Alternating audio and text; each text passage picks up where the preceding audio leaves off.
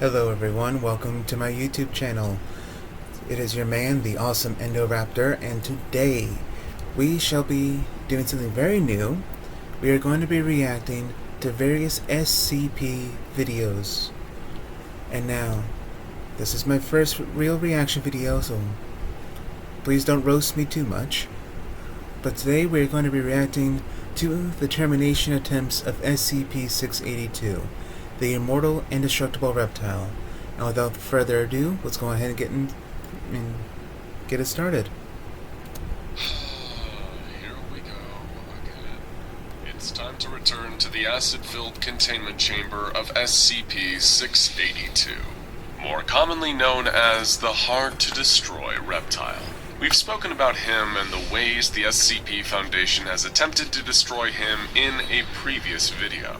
But as we said back then, we really only scratched the surface of the huge number of insane ways the Foundation has tried to wipe this cranky lizard off the face of the Earth. Today we're filling in some of the cracks and taking a look at the secret test logs detailing the Foundation's unsuccessful quest to finally destroy SCP-682. Let's see it. Some of these may surprise you, and if you're a real SCP expert, you may just recognize some familiar faces we meet along the way. Esteemed Foundation researcher Dr. Alto Clef, famed for his somewhat unconventional personality, entered the test chamber to see if he could intimidate the beast to death.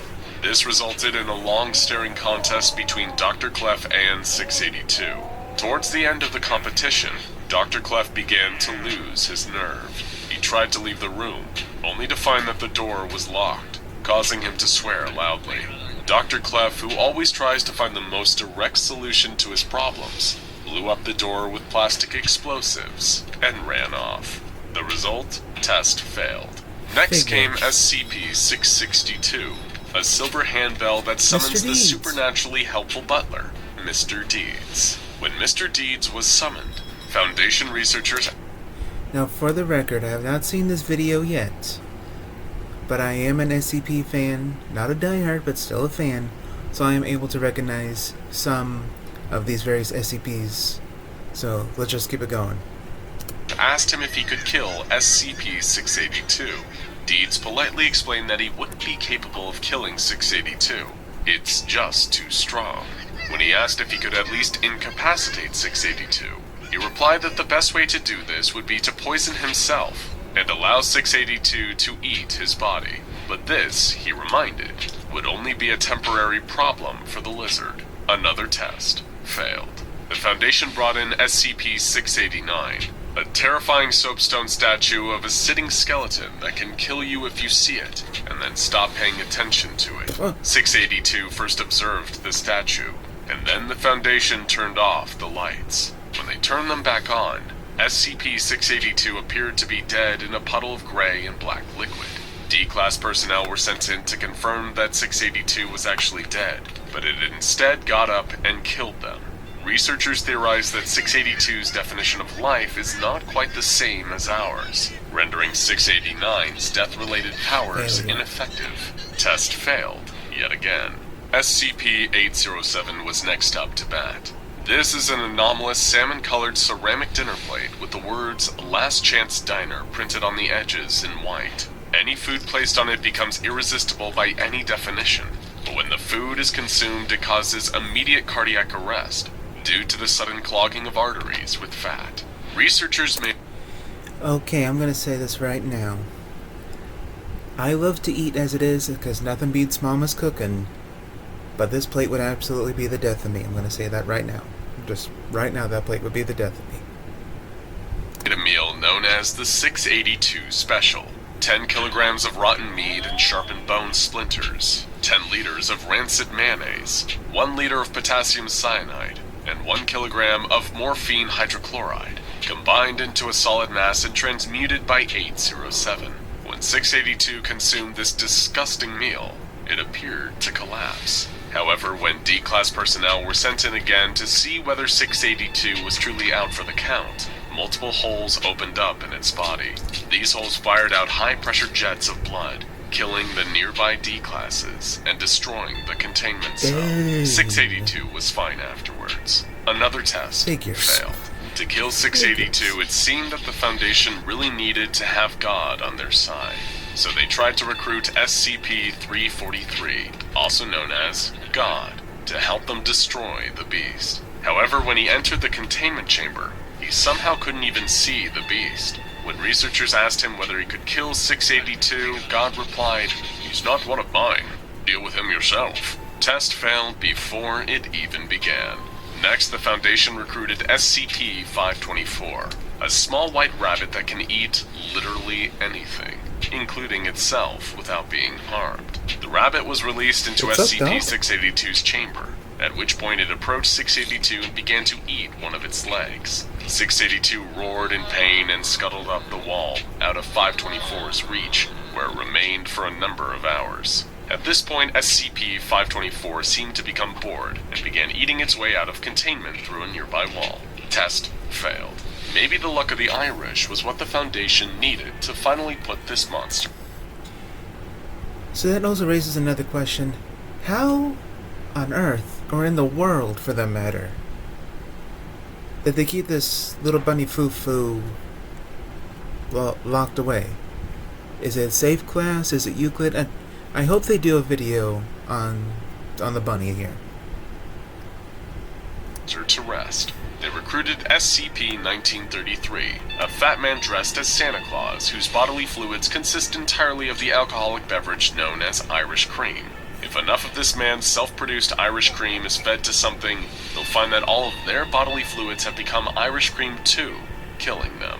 The Foundation fed large quantities of this Irish cream to SCP-682, and it actually had an effect, causing 682 to appear intoxicated, which was a promising sign. However, it soon vomited out a massive quantity of SCP-1933 bodily fluids, turning the walls of its cell into Irish cream and allowing it to escape and wreak havoc. Test failed. Big time. The Foundation recruited the help of SCP-2337, an intelligent corncrake known as Dr. Spanko, with a voice so loud it can quite literally talk its victims to death if it speaks to them for an extended period of time.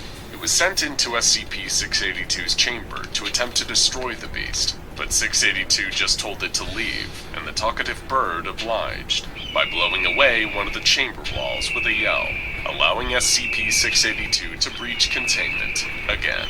Terrible job, Dr. Spanko. Test failed. The Foundation researchers were starting to get a little frustrated with their lack of progress, which you can no doubt sympathize with, and they even pitched the possibility of sending SCP-682 into an alternate dimension, where perhaps it would enter into a stalemate against its alternate self. But this pitch was shot down by the O5 Council on the grounds that it was way too risky.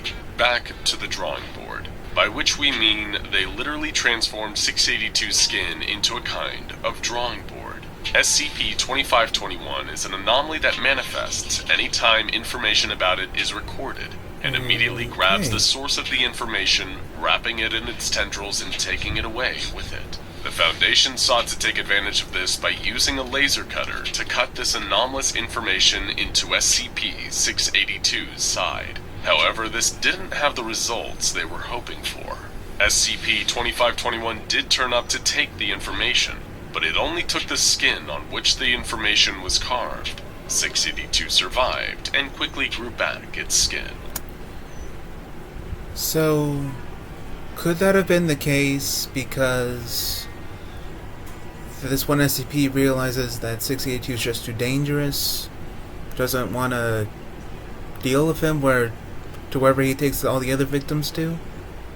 Do you think it was just safer just to take a piece of the skin? It's interesting. Test failed. Again. Researchers suggested tracking down SCP-169, an obscenely massive underwater creature known as the Leviathan, and feeding 682 to the beast. However, this idea was also immediately shot down by the O5 Council. If 682 did what it did best, which was surviving attacks and adding them to its own arsenal, then it might grow to the size of SCP-169. which would likely trigger an XK Class end-of-the-world scenario. Godzilla on steroids, that's what we're looking at here. Test failed before it even started. The Foundation released 2 specimens of SCP-939 into 682's test chamber. These voice-imitating, amnesia-inducing monsters have caused huge damage to human targets, so it was hoped that they may be able to do something to 682. But this hope turned out to be misplaced. Both specimens seemed extremely distressed by 682's presence, and refused to engage at all. 682 did not share the same apprehension about attacking. It charged in and brutally killed both before devouring their corpses. Test failed. So does that mean that because he has the ability to incorporate various elements and abilities into his system, that if by devouring these 939s, he now has their amnesia-inducing ability? Could he use that maybe to plot his escape, or at least use that ability to maybe to trick the staff members into thinking, oh, he was never even really there to begin with, and he can get away without leaving a trail of bodies, maybe? I don't know. In a very well-documented case, the adorable Tickles. SCP-999 was introduced into 682's test chamber. The unassailable good vibes provided by 999, as well as an intense tickle fight, did actually lead to the temporary incapacitation of SCP-682. However, the otherwise wholesome incident ended in tragedy, when 682 adapted to the good vibes and was able to release a kind of violent laughter wave. This incapacitated much of the staff, and allowed 682 to breach containment and go on another killing spree, before being recontained. Test, once again, failed. The next test involved SCP-294, an anomalous coffee machine that can produce any liquid typed into its keypad. Foundation researchers requested SCP-682 Killer from the machine, and were astounded by the results. During tests on the liquid with SCP-682 tissue samples, the liquid was surprisingly effective, and caused the 682 tissue to decay and crumble. Tests on the living creature were similarly promising. The acid in 682's tank was temporarily lowered, and 1 liter of SCP-682 Killer was poured onto the reptile's head, causing that portion of its flesh to immediately decay. When the acid was returned, the same portion that had the liquid poured on it dissolved instantly. Test, well, not quite successful, but promising, and requiring further research. Foundation scientists believe that if they could one day get a large enough quantity of this liquid, watch, he just they might adapts have a to that as well. option. But So it's until null and then, void. the tests march on. For another experiment, they introduced SCP-055 into the containment chamber of SCP-682. SCP-055, also known as the Self-Keeping Secret, is a mysterious anomaly that can only be described by what it isn't. For example, we know that SCP-055 is not round, but that was pretty much it. Now, however, we know something else about SCP-055, that it can't kill SCP-682. Test failed, but at least we know twice as much about SCP-055 as we did before. Next came SCP-082, better known as Fernand the Cannibal. Fernand was first presented a piece of flesh from 682, but rather than eating it, he inspected it and began to express joy that his friend still lived. When introduced into 682's testing chamber, Fernand attempted to subdue the lizard and use it as his steed. 682 expressed an intense hatred for both Fernand and the idea of being ridden like a pony, and the two of them engaged in combat. Mobile task forces were eventually brought in to subdue both subjects. In a debrief interview, both hinted that they shared history prior to containment, but 682 was reluctant to talk about it further. Test entertaining, but still a failure. Researchers were becoming extremely frustrated with SCP-682's unwillingness to die, so they called in an SCP who responded to reason much better. SCP-049, the Plague Doctor. This sinister surgeon can kill with a touch, and the Foundation hoped that his abilities would extend to 682. However, the result was a dud. The Plague Doctor did touch 682, but it experienced no adverse effects and eventually swiped at the Doctor. Upon leaving, 049 reported feeling emotionally disturbed by his encounter with SCP-682. He broke the plague, Yep, Doctor. You guessed it.